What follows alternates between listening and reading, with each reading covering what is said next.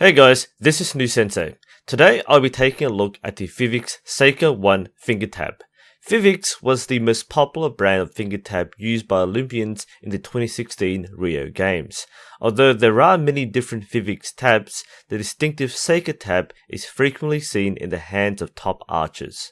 There are numerous versions of the Seika, going from the Seika 1, the Seika 2, and the Seika 3, with variations on the size of the palm plate.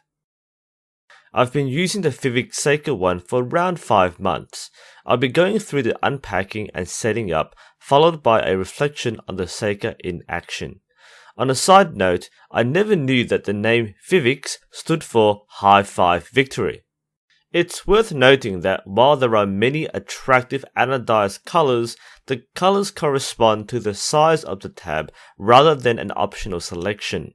Considering that most tabs come in one color, this isn't a big deal, but if you're trying to color coordinate, this can be a little disappointing. The pack contains the tab, pre-assembled as shown with the ledge, finger rest, Cordovan face and leather backing. It also has a plastic rubbery finger spacer, the strap and 2 Allen keys. All that needs to be done is to thread the strap through the tab and screw on the finger spacer if desired. The ledge is worth noting. While most finger tabs do come with a removable ledge that can be adjusted, the Fivics Seika is unique in that the ledge is pre-installed very low. This can be adjusted, though the default configuration is quite interesting. Using a tab like this straight out the box brings an immediate sense of natural conformity. The thumb rests naturally on the ledge and the hand seems to adapt the proper shape and form needed for a good draw and release. The finger rest on the bottom can be adjusted and removed. Some people will find it helpful to rest the little finger on, others may find it obstructive. The distinguishing feature of the Seika 1 is the triangular-shaped palm plate. This sits inside the palm, helping it keep in shape.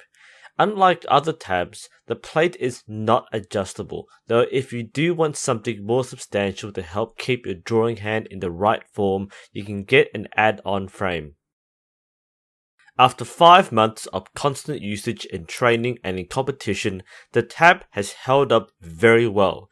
The leather surface has no signs of damage, the thickness and protection hasn't been compromised, and the leather has softened and conformed to the shape of my fingers as it should, making it easy and natural for me to use.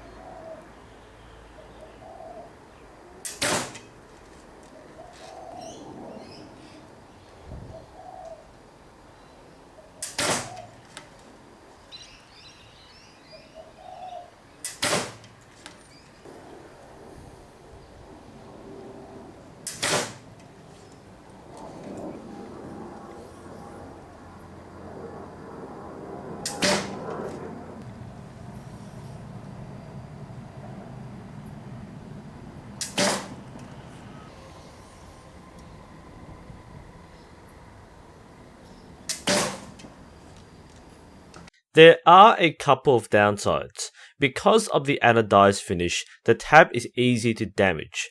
Dropping the tab can result in the paint being scratched or chipped, so you want to be extra careful with this tab. I also had problems with the screws coming loose, and I've lost a couple.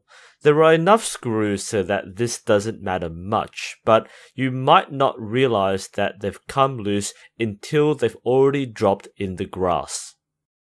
Overall, I do quite like the Fivics Seika 1. After using it for 5 months, I adapted to it really quickly. I find that most tabs have some kind of specialty or unique feel, whether it's the heavy brass of the Key Gold, or the lightness of the Win 360, or the profile of the Win Easy and Easy R. So the Fivics Seika, to me, seemed to be the most average or the most medium tab in terms of the different tabs you can use. It's not too large. The way the palm plate fits in the hand isn't that noticeable. I mean, you can just put your hand through and it's there, but you don't really pick out that it's there. It's not like it's going to stop you from shooting well, nor will it be a huge influence in the way you hold the tab. It does help, but it's not that much of an intrusive feature. That's why I quite like this, and imagine that's why a lot of people do like the Fivics Seika. I guess if you just want a high quality tab that just does the right thing, this is probably the one you're looking at. And there are very similar ones. This is probably the best example and one of the most popular finger tabs for that reason. Whereas other tabs, you kind of want something that you have a better preference for, or someone has told you to use, or you really like. So this is my midline but high quality tab.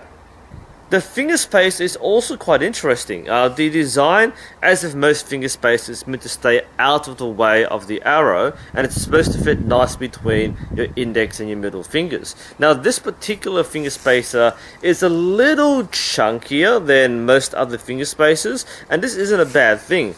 It took me a bit of time to get used to getting the fingers around it, but I think it fits naturally enough. So your fingers do fall nicely in place. There's enough clearance there so you don't find yourself squeezing parts. In fact, I can't squeeze the knock with this thing in the way, which is what the finger space is meant to do. And yet it doesn't feel like it's hogging space around your hand. So I think the way this is shaped and designed is also very well done.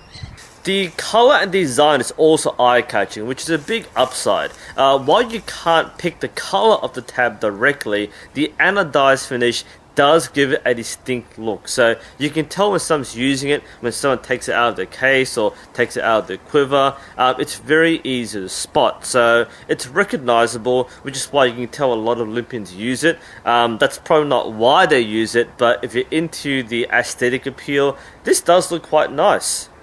And overall, I was just impressed by how easy it was to unbox, put together, put in your finger, and start shooting right away. Apart from the period of time when you need to soften the leather and get it to fit the right shape of your hand, it feels like a very comfortable and natural finger tab. Like I said before, all finger tabs I've used have some time where I've had to get used to the feel of it, whereas this one seems to be the one I can go to. Whether I'm using a different tab or this is my backup tab, this one I can just put my hand in and it just feels natural the way it is. So for me, the Seika one does get a thumbs up.